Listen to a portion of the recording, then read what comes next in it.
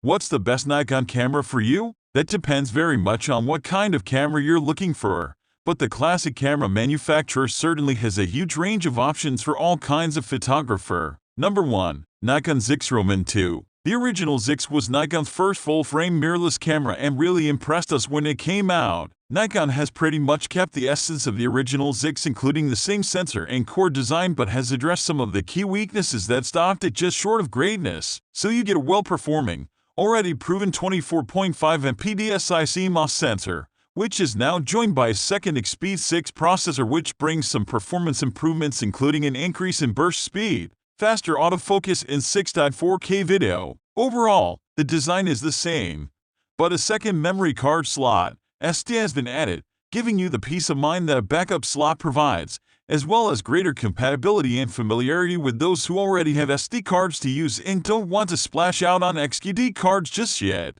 Number 2. Nikon Z50. The mid-range mirrorless market has never been more crowded. Does that make Nikon's first foray into the APS-C arena any less enticing? Not at all.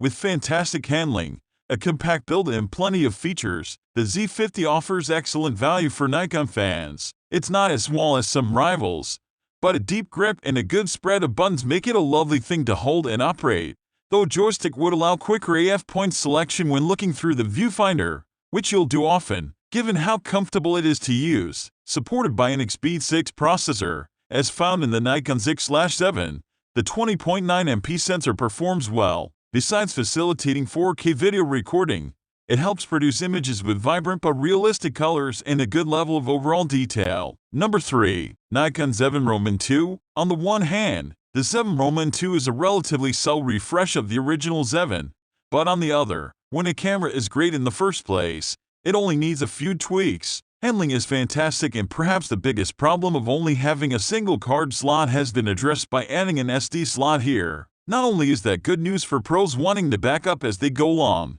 it's good news for anybody not already toting XD cards and want to wait to replace. Otherwise, much of the Z7 II's physical design is the same as its predecessor. The same sensor, viewfinder, and screen are all here, and all excellent. Burst shooting has been improved with faster frame rates that can be sustained for a little longer. Number 4. Nikon Z5. Almost identical to the outstanding Z6, the Nikon Z5 is the best entry-level full-frame mirrorless camera on the market right now. Its 273-point autofocus system is capable, reliable, and clever, while the large 24 MP sensor delivers sharp, detailed images in a whole range of scenarios. You'll really have to look closely to spot any difference between stills from the Z5 and Z6, even low-light shots. The 3.2-inch touchscreen is only a tilting affair, but it's very good nevertheless. In truth, there are just 3 significant compromises with the Z5: the disappointing 4.5 fps burst shooting speed, the limiting 1.7x crop on 4K footage,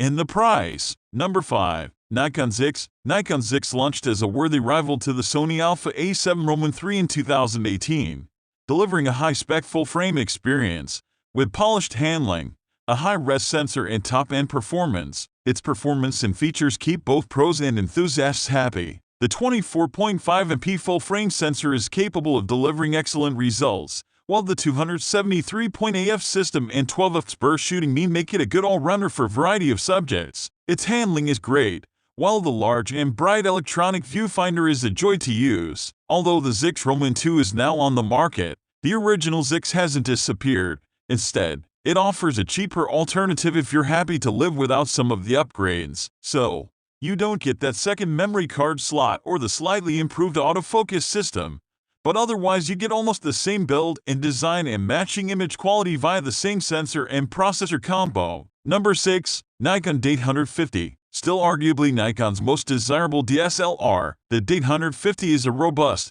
full-frame powerhouse that has proved to be smash among wedding, landscape, portrait, and wildlife photographers, among others. Its key highlights of a 45.7 MP back-illuminated full-frame sensor, 7th burst shooting, a 153-point AF system, and 4K video recording are supported by a solid secondary set of specs, from the 1840-shot battery life and dual card slots, one being the speedy XD type, right down to illuminated controls for the benefit of those working in darker conditions. Clunky snap bridge functionality and slow live view autofocus speeds mean that it's not quite a flawless performer, and it's now somewhat overshadowed by the newer and flashier Z7 mirrorless camera. But for those after something a little more traditional, the D850 remains a stellar option.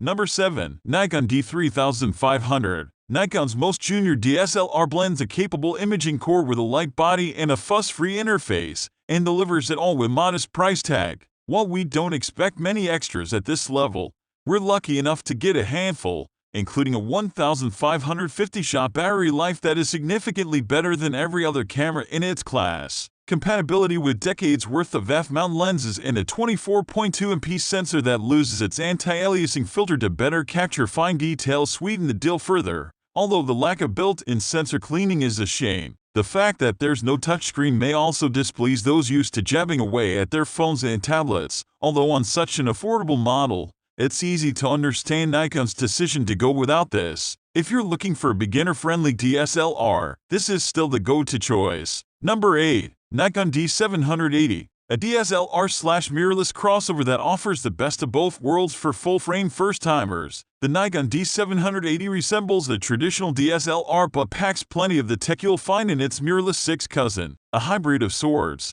The D780 handles like an old-school DSLR. Its magnesium body is heavy in the hand, but a big grip that makes it satisfying to hold. The optical viewfinder and top-plate LCD will be familiar to DSLR users, too. Yet the tilting touch-sensitive display is more of a mirrorless mainstay. It borrows a metering and seam recognition system from the more advanced D850, shares a 273-point on-chip phase detection autofocus system with the Z6, and deploys Nikon's Speed 6 image processor to support the 24.5 MP full-frame sensor. As a result, image quality is truly fantastic, with nicely balanced exposures, excellent dynamic range, and brilliant noise control at mid-high ISOs. Right now, it's a bit pricey, but with time that price will come down and make the D780 an even better buy. Number 9. Nikon D750. With its 51-point AF system and video recording topping out at full HD quality, the D750 may be looking a little dated next to some of its newer rivals.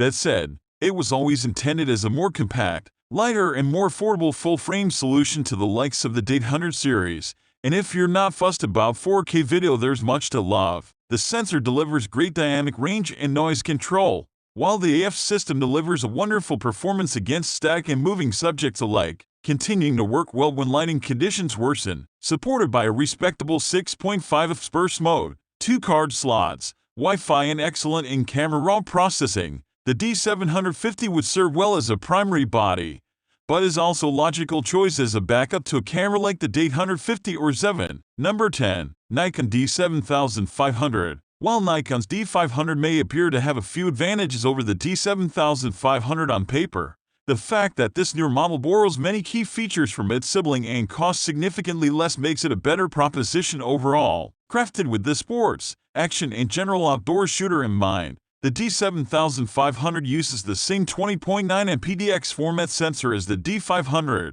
and also pinches its 180-pixel metering sensor, with 8 fps shooting, 4K video, and a robust, weather-sealed body as further highlights. The focusing system isn't quite as advanced as the 153-point system seen in other Nikon models, but we still found it to be a commendable performer in our review, while image is also impressed. Number 11. Nikon Coolpix P900. We had mixed feelings about Nikon's recent P1000 Super Zoom camera, with its monstrous 125x optical zoom presenting just about as many challenges as advantages. So it's the more affordable and considerably smaller P900 that deserves consideration if high zoom photography is your thing. The Nikon P950 is more recent, but this model packs the same 24-2000 focal range, and 35 terms, with a slightly more sensible 83x optical zoom range than the P1000. The camera is easier to work with at its telephoto extremes, with effective dual-detect VR on hand to stabilize compositions and an autofocus system that works well in bright light. It's a shame there's no RAW capture too, which you do get on the P950, but full manual control over exposure does at least give you the flexibility to get it right in camera for ready-to-use results, and it's better value than its newer sibling. Number 12. Nikon Coolpix W300. Nikon's flagship waterproof compact manages to partner its well-rounded spec sheet with a design that's thankfully a lot more sober than what we normally find in this category of camera. built around a 16MP back-illuminated sensor and 24-120mm equivalent lens. Its rugged credentials include 30mm/100th waterproofing and 2.4mm/7.9th shockproofing, with a GPS system, compass, and an altimeter alongside. The further bonus of 4K video capture also means that it competes well with models like the Olympus TUF TG5 and Panasonic F7, although we would have loved to see it pack raw shooting so allow users to hone their masterpieces later on.